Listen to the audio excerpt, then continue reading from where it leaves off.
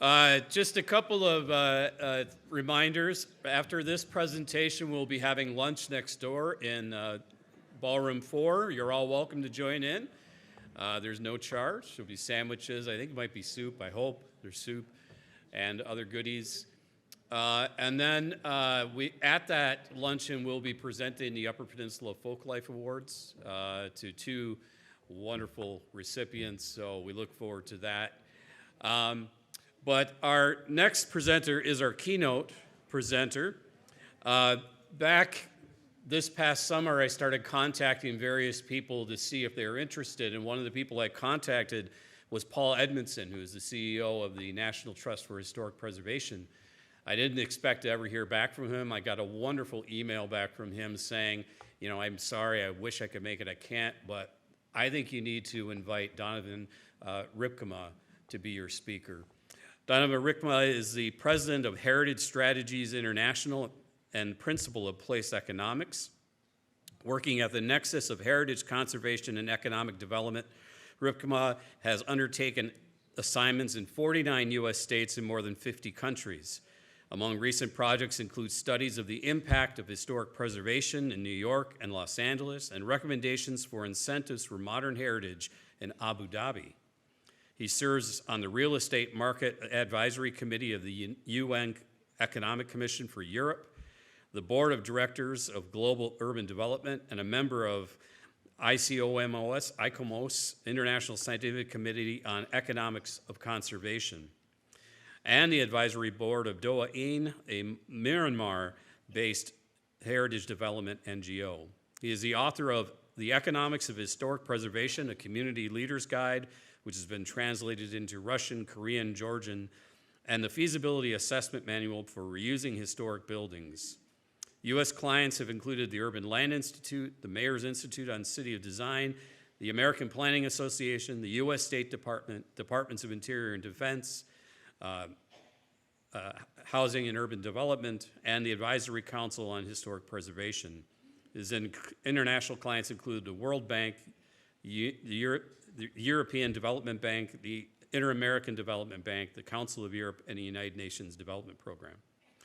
He teaches preservation economics at the University of Pennsylvania, where he received the G. Holmes Perkins Award for Distinguished Teaching in 2012. He was the recipient of the Crown and Shield Award from the National Trust. The Crown and Shield is the nation's highest preservation award and is presented for lifetime contributions to the field of historic preservation. Would you please welcome Donovan Rypkema?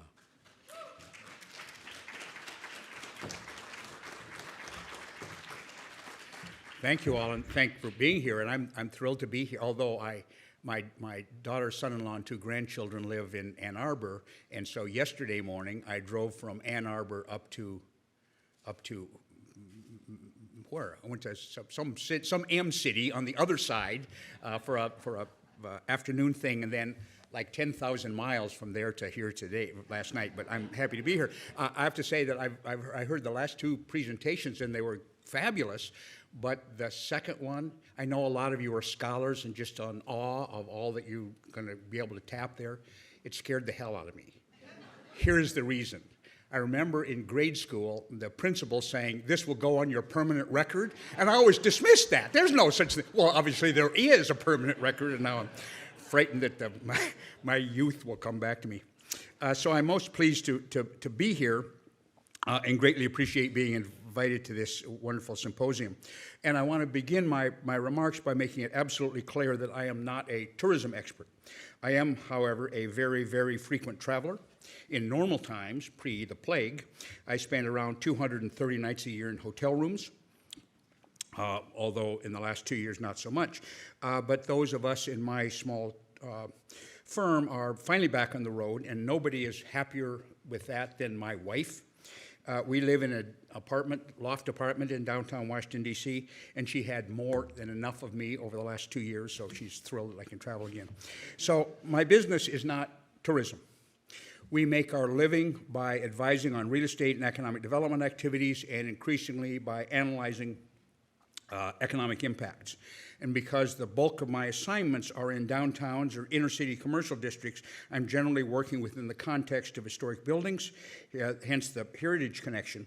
But I will attempt to identify findings of some of those analyses that have been undertaken that may help you understand, in your understanding of the economic ramifications of heritage tourism strategies in northern Michigan, and further give you some additional premises, not based on statistical compilations, but on selective observations I have made when visiting 100 or so towns and cities each year. But I'd begin by suggesting two things to you. One is that heritage tourism absolutely can be an effective tool for community preservation, promotion, and progress. But two, it is not axiomatic that it will be. If I'm not a tourism expert, and I promise you I'm not, then I'm even less of a biblical scholar. But when I was writing this presentation, I recalled the Bible verse that turns out to be Matthew 16:26, and you'll recognize it. So what is a man profited if he shall gain the whole world and lose his own soul? I would suggest to you that that verse can be altered just a little bit to ask the question, so what is a community profited if it shall gain the whole world and lose its own soul? And that, in the end, may be the most difficult question for those involved in tourism. How do we profitably capitalize on our community's cultural resources without losing our community's soul? And if you are climbing on the heritage bandwagon just because it's a segment of the tourism industry that happens to be hot at the moment, I sincerely believe you are doing a great disservice to the heritage resources of your community, the history of the people who built those resources, and the succeeding generations of citizens from your town who shouldn't be deprived of their rightful heritage because it could be excessively exploited a year or two if it's a tourism strategy that needs to be approached with unusually amount of care. I have tried to make a list of,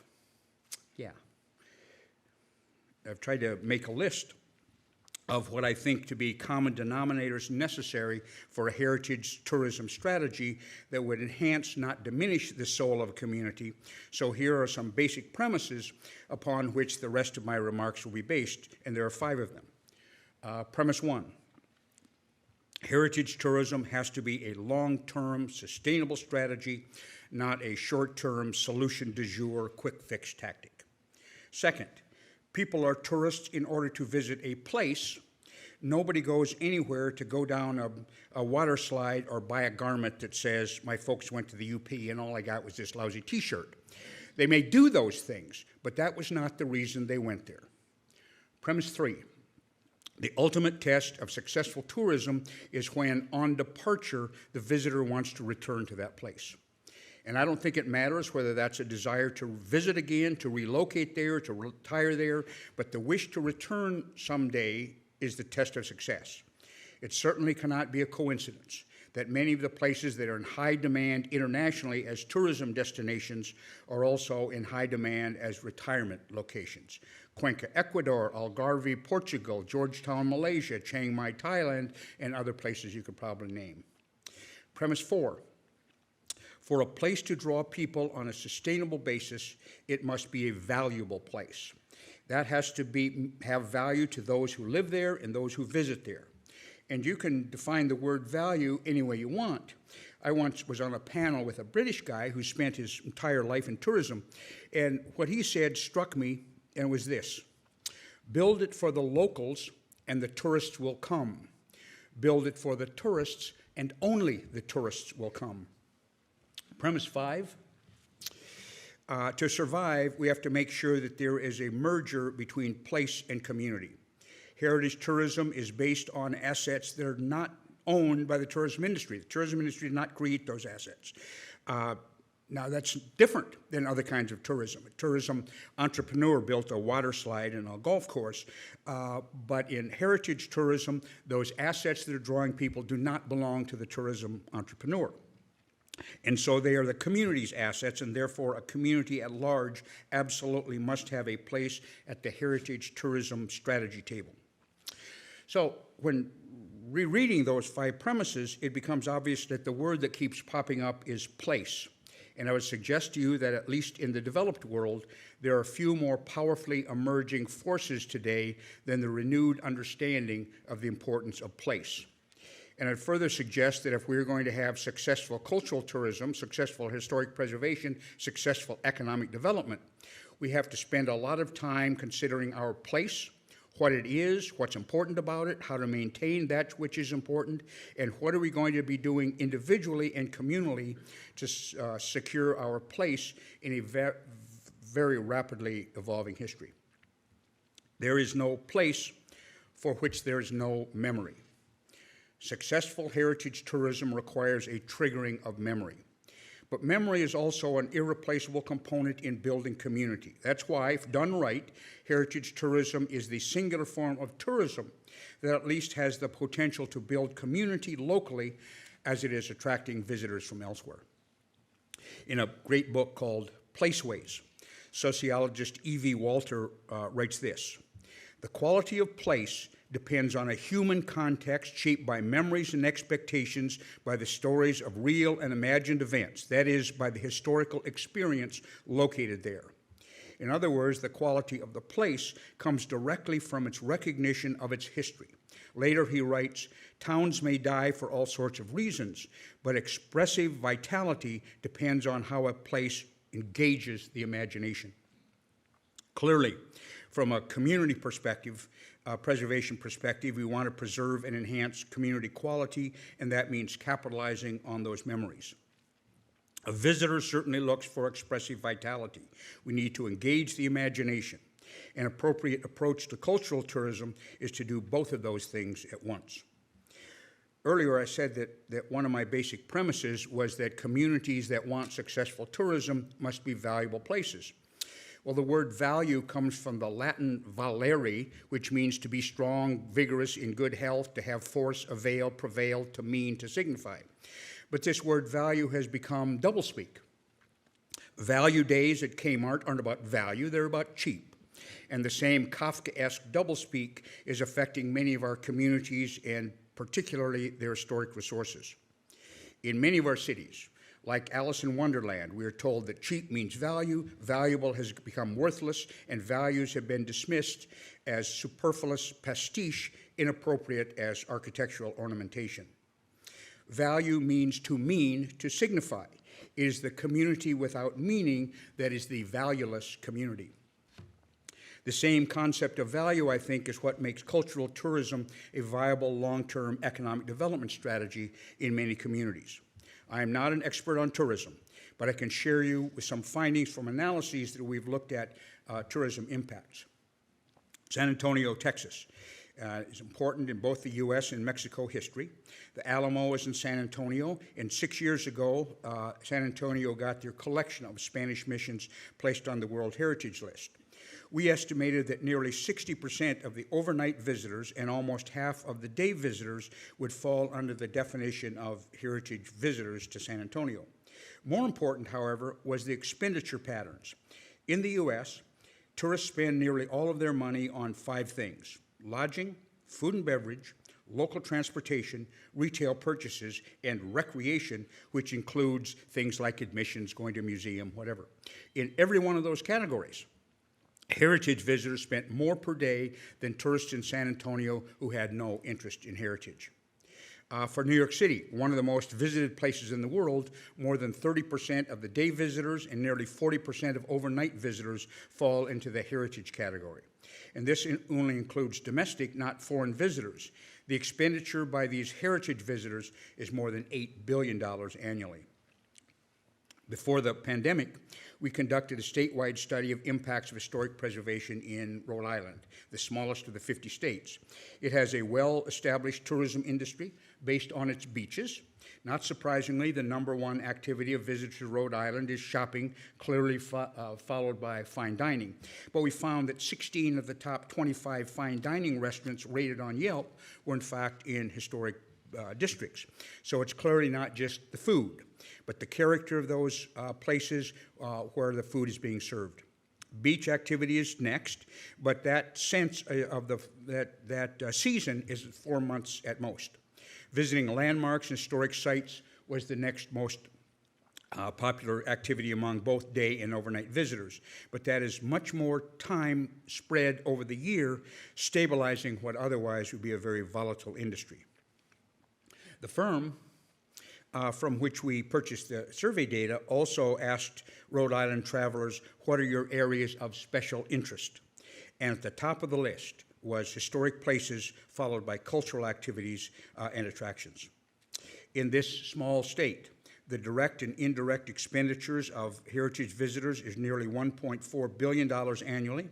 That creates a total of 26,000 jobs with paychecks of nearly $1 billion. In the U.S., the U.S. National Park Service has developed a program called Heritage Corridors. One of them is in South Carolina and is made up of mostly small rural towns.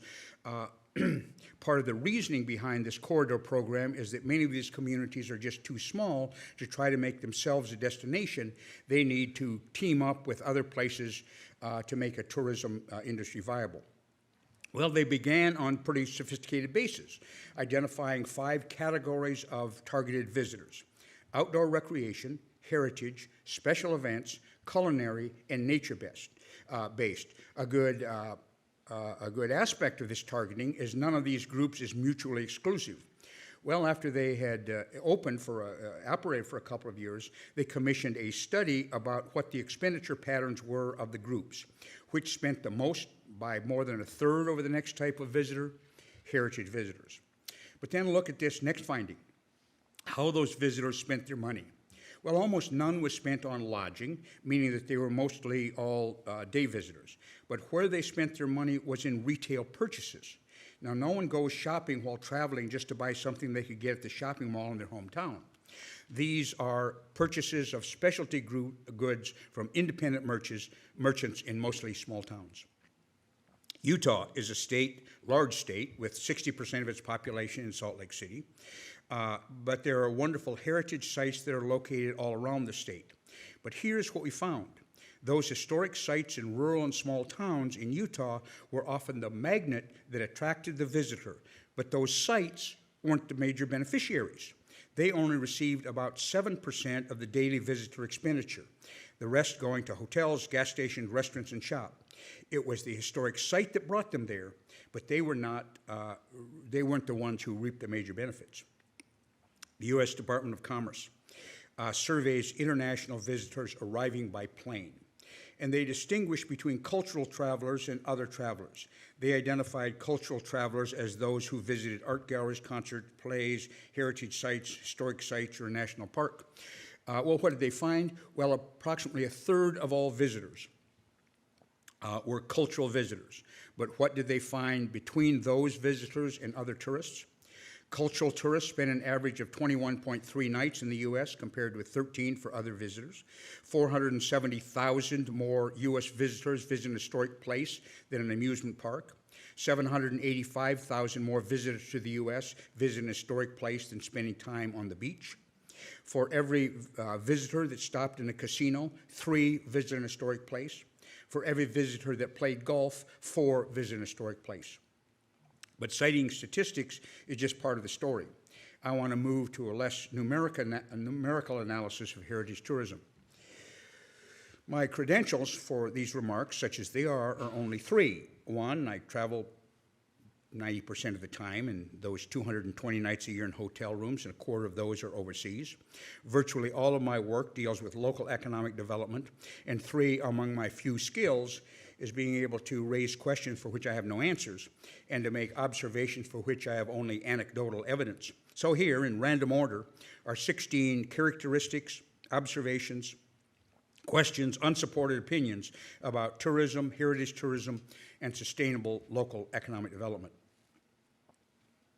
First, tourism is the most competitive economic development strategy a community can undertake. And in some form or another, virtually every community in the country does. Not every town can afford an industrial park, but they can all afford a tourism brochure. In many cases, the Chamber of Commerce may self-define its efforts as successful, but by any objective measurement, they are failures. Second, as an individual strategy, you do not have to have quality tourism to make money. There's still plenty of buyers of rubber tomahawks and plastic boomerangs, but it is Gresham's law of tourism economics. The lower quality will drive the higher quality out of circulation. Third, If tourism is to be a sustainable component, as a component of community's overall economic development strategy, it must be based on three principles. It must be real. Fake Old West towns or Bavarian villages may work for a while, but they won't last. 2, it must have quality if it is to survive as a communal as opposed to an individual success.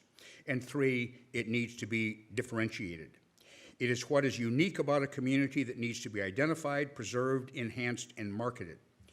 Robert Pirsig is best known as the author of the book Zen and the Art of Motorcycle Maintenance. After 20 years of invisibility, Pirsig reemerged with another book a few years ago called Lila, and in it he writes, "Beauty isn't things looking like something else. Beauty is things being just what they are." Next, choices have to be made even if that means foregoing short-term profits. A combination KFC and gas station store in the heart of downtown historic district might serve many needs: gasoline for visitors, early morning coffee for construction workers, and donuts for cops, tax revenues for the city, and a way to fill up that empty lot that's been on the market for 15 years. But to the extent that KFC adversely affects the differentiation of your downtown, it will be too expensive in the long run to allow. Even more than general retailing, individual tourism-related businesses are not independent, but highly interdependent. Targeting the customer, marketing to the customer, meeting the needs of the customer, responding to changes in customer preferences require group, not individual choices. As in every business, everybody is not the customer. To proceed on that assumption is a sure way to fail. Next, a community that imports more than it exports will eventually dry up and blow away. But services can be exported as well as goods. Tourism is an export that can stem community withering. One of the ways to alter the export-import ratio is referred to as import substitution, creating and buying locally what had previously been brought in. Think about jellies in restaurants. I can get half-ounce packages of Smuckers anywhere in America. Maybe it's only in Marquette that I can get Grandma's blackberry jam. Think about what that simple decision of the restaurant owner, use a local jam instead of Smuckers, would mean. First, jobs are created in Michigan making the jam. Second, the dollars that used to go to a Smuckers factory somewhere stay at home. And third, that business has reinforced the three principles of sustainable economic development. It's real, it's quality, and it's differentiation. Every product used and sold by every tourism-related business in town should be examined for the opportunity of import substitution, not out of some goofy and dubious shop local at home strategy, but rather as a fundamental strategy in heritage tourism efforts. Carrying capacity. I originally come from western South Dakota, cattle country, and their ranch land is sold based on its carrying capacity. Carrying capacity is how many acres it will take to raise a pair, a cow and a calf, for a year. In western South Dakota, that would typically be between 15 and 30 acres. In Nevada, they have land they call 40 and 8 land. For a cow to survive, it has to be able to run 40 miles an hour and have a mouth 8 feet wide. But when land is used beyond its capacity, here's what happens. The first year, there are extra profits. More calves are available to be sold in the fall. But starting in the second year, three things begin to happen. First, the cows and the calves both get smaller, too many cattle eating too little grass. Second, because their nutrition declines, fewer cows give birth to healthy calves. And third, the ability to produce grass declines because it's been overgrazed. I would suggest to you that a community dealing with tourism has a carrying capacity. How many visitors per year a community can host without giving up what brought tourists in the first place is very finite. Embedded in tourism planning process, the estimates of carrying capacity and then implemented even against the cries of more tourists, more tourists, more tourists. Heritage assets are particularly vulnerable to overuse. It makes no sense to exploit them to a level where they are no longer able to productively contribute to the local economy. Next, tourism is a very labor-intensive industry, largely at the lower end of the pay scale. Every community needs to address how it intends to respond to the labor needs tourism will generate. and that is even more true in places where the cost of living is very high. We will have to look for non-traditional workers to make up the needs, segments of the workforce that have been underutilized in the past. Very few communities can survive on tourism alone. Those that do were most adversely affected by the pandemic. Every business that serves tourists should also look for ways to better serve their local community. Some of you may know about the Main Street program, and Michigan has one of the great state Main Street programs. Main Street is commercial district revitalization within the context of historic buildings. One of the early steps in becoming a Main Street community is an evaluation called a resource team. The first Main Street resource team I ever participated in was in 1981 in Manitou Springs, Colorado, a tourist town between Colorado Springs and Pikes Peak. During the walking tour, one of the team members searched in every store downtown for a tube of toothpaste, an item certainly everybody needs. The only kind available was the tiny tubes, only good for traveling, and then only if the trip isn't for 2 or 3 nights. There was not a tube of toothpaste in downtown Manitou Springs for the people that lived there. They had to drive to a shopping center in Colorado Springs. Well, something's wrong there. Tourism is often sold as a costless form of economic development. Well, they come and they spend their money and they leave. We don't have to build new schools or water lines or add sewer capacity. It's all gravy. Well, that just ain't so. Tourism has real costs and not just economic.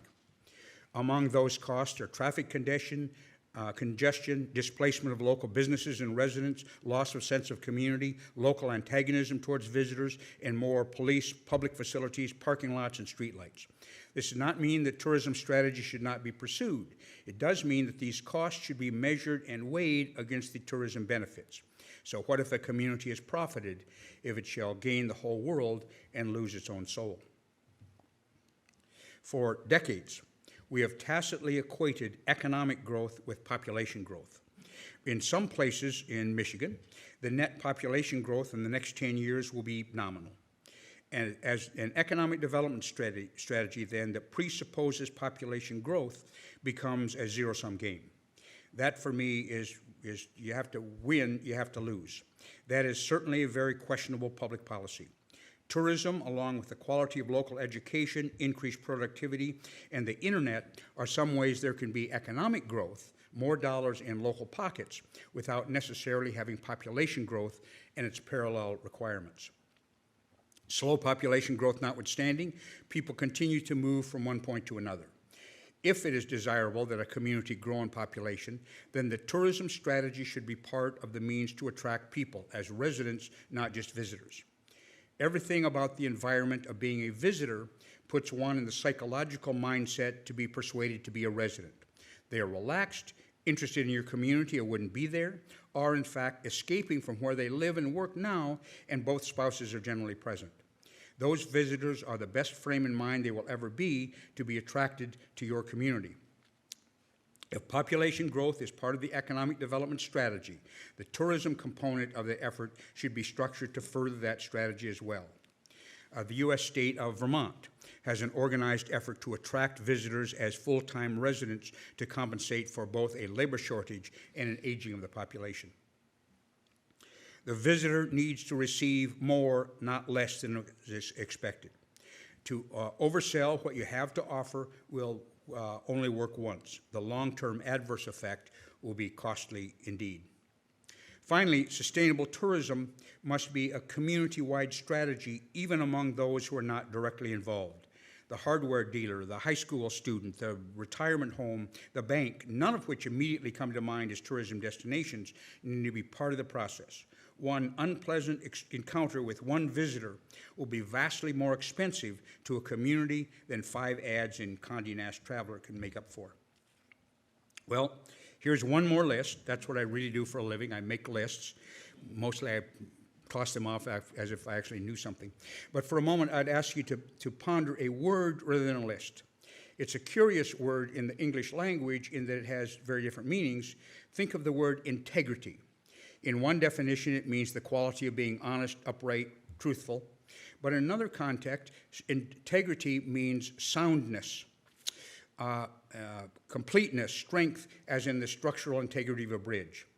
I would suggest to you that if we want a cultural tourism strategy that is sound, lasting, sustainable, strong, it is cultural tourism strategy that has to have structural integrity. Our representation of our heritage resources must be done with integrity. Tell and reflect our own community's unique heritage in an honest, truthful way, both in the story itself and in the buildings that contain those stories. Heritage tourism is a particular challenge because in many ways it is the polar opposite of other types of tourism. We go to the beach or the golf course, the water slide specifically not to think. We want an experience where our brain can take a vacation as well as our body. Further, often we take those types of trips to close our eyes and see nothing. If you picture yourself on a beach, I can almost guarantee you are thinking of yourself lying down with your eyes closed. And there's nothing wrong with that, but that is very different from heritage tourism. For heritage tourism to be successful, it must engage the mind and capture the eye. To be sustainably successful, it must be engaged with integrity. I don't care what you call it. If it's artificial, it's not heritage tourism. The widely respected American author Eudora Welty, in her collection of essays entitled The Eye of the Story, writes this: "It is our describable outside that defines us willy-nilly to others, that may save us or destroy us in the world. It may be our shield against chaos, our mask against exposure, but whatever it is, the move we make in the place we live has to signify our intent and meaning. Successful cultural tourism needs to find a way to signify our intent and meaning."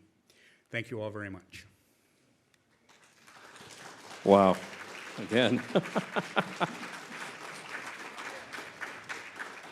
That's not food for thought, it's a banquet for thought, Donovan. I just say that. I'm sure we have some great questions and comments. Who would like to ask a question? I just got really overwhelmed. Should I speak a lot slower? Would that help?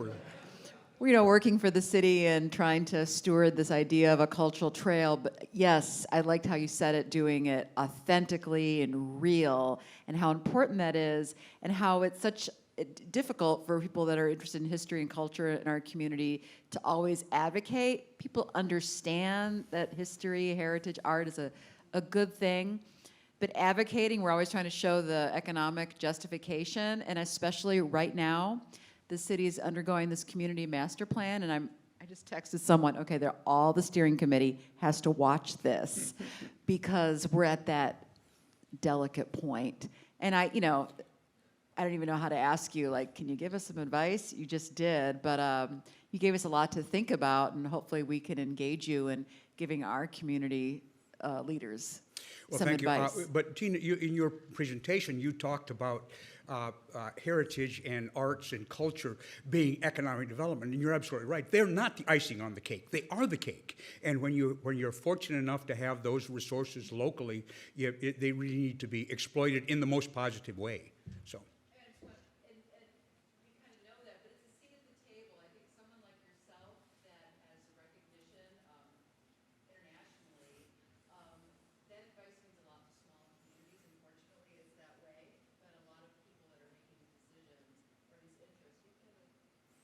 Well, yeah, I do have to. Yeah, I do have to say it's not uncommon, and what I have to tell you about a recent lesson that I've learned. I'm preparing. In fact, the first live version is next week. A masterclass, virtual masterclass on use of public-private partnerships for the development of heritage resources, and it's the sponsor of this is UNESCO office in Bangkok. And their case study is a wonderful fort, 1850s or 60s fort in Georgetown, Malaysia.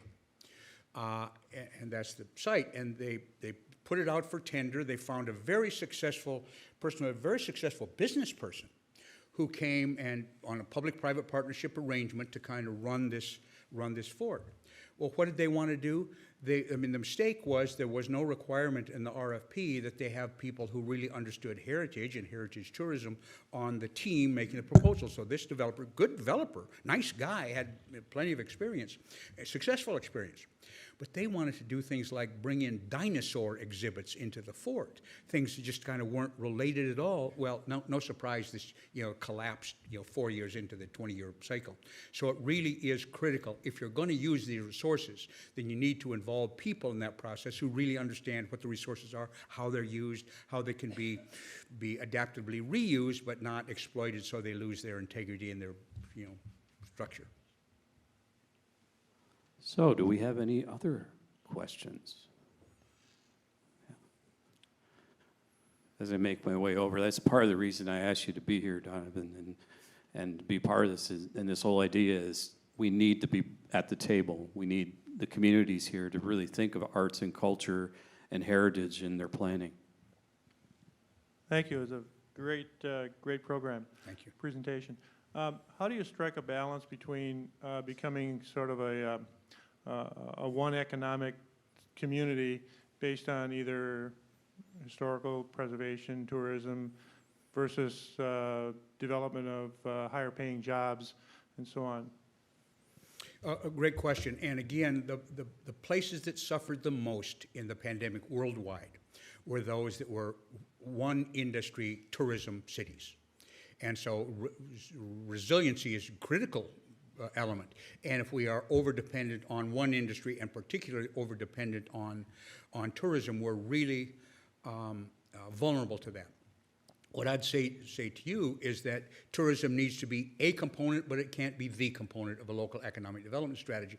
And because I come from the kind of heritage conservation as economic development world, I think among the things that we have learned is how attractive heritage buildings are on a whole range of economic development activities. In fact, when we first talked about my coming up here, I said, well, and he said, we were told what the subject matter was. And I said, well, I can talk about tourism, but my goal in life, and I got to reach it pretty soon because I'm really old, is that when you say economics and historic preservation in the same sentence, that the automatic default response is not always, oh, you must mean heritage tourism.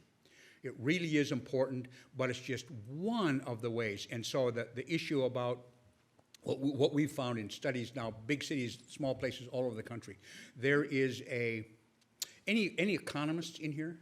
Anybody a scholarly economist? Oh, yes. Okay, well, there's a even in forestry economics, there is a concept called revealed preference. And we could put up some mathematical formula, but let me give you my stupid version definition. That if I would ask you all, do you like chocolate ice cream better than or vanilla better? Well, I'd say chocolate. Some of you'd raise your hands. I'd say vanilla. Others raise your hand. Well, that's stated preference. I raise my hand. I like chocolate better. But there's another way that we could do that. We could roll in a cart with a bunch of ice cream cones, some of them chocolate, some of them vanilla, and you take one. Well, that's not stating your preference, but it's revealing your preference by saying, oh, I took a chocolate cone. Well, a lot of the work that we do in measuring the impacts of historic preservation is revealed preference. And what we found, big cities, little cities, all parts of the country, and the U.S. and Canada, by the way, as well, is that there is a revealed preference for historic buildings and historic districts by particularly concentrated among knowledge workers and in the kind of creative class workers. Whatever share those industries are in any city's economy, there will be a greater share of them in historic buildings and historic resources. So I think we need to say, not to say, okay, we got some heritage buildings so we should have tourism. I think the question is, we got great historic buildings, how do we use that to kind of tap the marketplace's revealed preference for being in those? So we're attracting people not to go to college here for 4 years or 6 and leave. How do we get them to stay here? How do we tie them in to use our historic resources? It makes us much less vulnerable to just tourism, and we can broaden our economic base to things utilizing. So my argument is not we make the decisions between historic historic preservation or economic development. The premise ought to be, how do we use historic preservation as the tool to enhance and to provide economic development? So that's a kind of long-winded answer, and there's no easy way to say, here's how we diversify our economy, but really, really, really important that we do. This is, again, this is for what it's worth. You can like the Saudis or not like the Saudis, I don't care, but we've done a bunch of work with EY, Ernst & Young, the gargantuan consulting firm, who's been consulting with the Saudi Culture Ministry. The Saudis have decided, you know, oil only lasts so long, and that's what 100% of our economy has been, so we have to diversify our economy, and the top of the list of economic diversity strategies in the Saudi Kingdom of Saudi Arabia is heritage resources, for people to see them. So they really see this as a means to diversify kind of in the other direction. Wow. Any other questions or comments for Donovan? At lunchtime, everybody wants to go and get their soup and Well, sandwich. I don't know. I think that they're all just like, wow, I don't know how to process all this. You know, for me, I talk about this a lot when I speak at communities, like the Rotary and groups, of the importance of historic preservation in a community. And it reminded me, I lived in Sioux City, Iowa, which had this wonderful downtown with a main street called 4th Street with these huge Richardsonian Romanesque buildings. And then as urban renewal came in, they replaced a lot of them, and including put a convention center in the middle of the street, the main street of town, blocking it off from this one edge of the street that was known as the red light district, kind of the bad district of town. Fast forward to the late 90s, 2000s, guess which part of town is the historic district? The old red light district is now the historic. That's where the shops and the businesses and restaurants and offices are starting to develop, because they saw, wow, people want this, but the downtown is dead because they basically tore it all up. So it's one of those examples. People want that authenticity of the actual thing. They don't want, well, what happened to so many other communities. Yeah.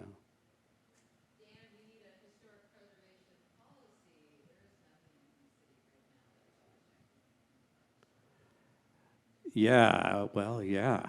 I know we have districts and that's. You know, we are our firm. There's only 6 of us. We have the same 6 people working on 2 different firm names, one in the U.S. and one every place else. But there's lots of preservation consulting firms around the country that do preservation plans for local community. We don't do those. We're very disciplined about staying in our little area. But when I was listening to this wonderful presentation just before now, I thought, what a great tool to incorporate for the firms who are doing preservation plans, to incorporate that kind of analysis. That gets people really excited. Instead of saying, oh, you're going to hurt my property values, or you're going to make my property taxes go up, or blah, blah, blah. The reason that would really personalize the whole issue. It would be a great tool to merge with preservation planning and that technology. Absolutely. Any other further comments? Everyone's got that hungry look in their eye, don't they? Well, we will be next door in here for lunch around 12:30. We'll be presenting the Folklife Awards. So please go get yourself something to eat, and then we'll do that, and then we'll come back here for the next presentations. Donovan, thank you so much. Thanks.